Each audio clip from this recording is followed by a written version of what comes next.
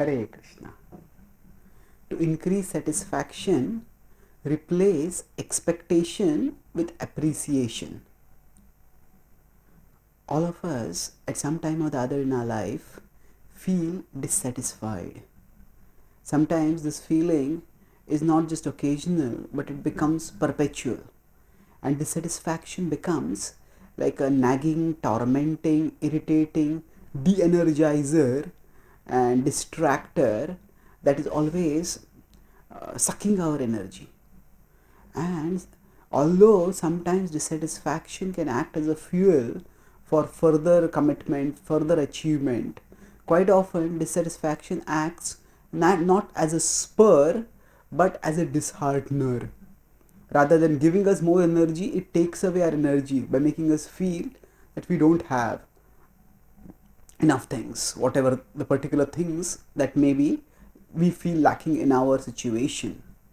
Now, in the Bhagavad Gita, in the 17th chapter, Krishna talks about austerity of the body, the speech, and then of the mind.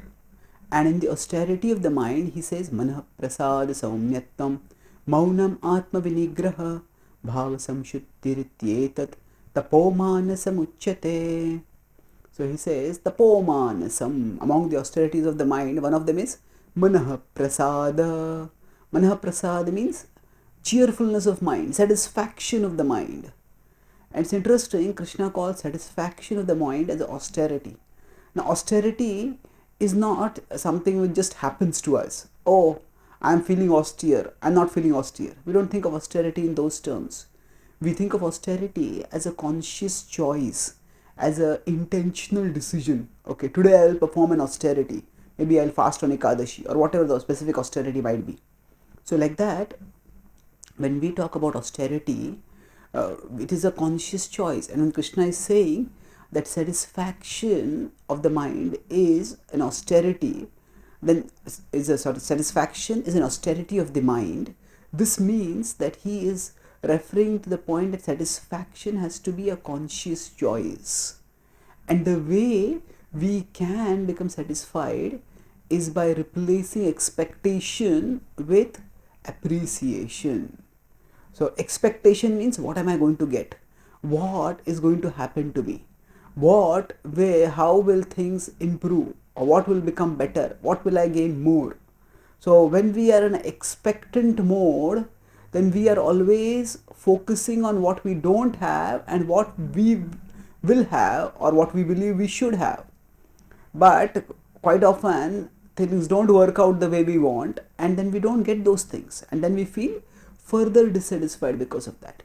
So instead, if we focus on the point of satisfaction in terms of appreciation, we strive for satisfaction through appreciation. We look at what we have and appreciate what we have.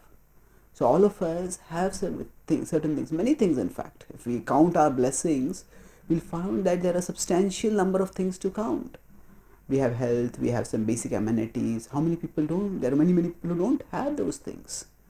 And most of all, when we understand the spiritual wisdom of the Bhagavad Gita, we understand that we have Krishna in our heart. And he is our greatest well-wisher. And he loves us. And in his love, we can get the lasting satisfaction. And in his love lies the fulfillment of all our heart's longing for love. So by meditating on Krishna, by turning towards Krishna, by striving to love Krishna, we can actually gain lasting satisfaction. But Krishna is in our heart. Rather than appreciating his presence, by appreciation doesn't mean that we value it, but we realize it, and we enhance our realization and our appreciation of the value of Krishna's presence.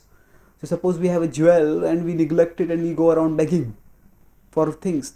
That is, we don't appreciate the value of the jewel. So Krishna and the devotion to him that can bring us lasting happiness is like a jewel. But unfortunately, we're not aware of the value of Krishna's presence. So we neglect it. So by replacing expectation, what will I get? With appreciation, what do I have? By replacing expectation with appreciation, we can raise our satisfaction. Thank you. Hare Krishna.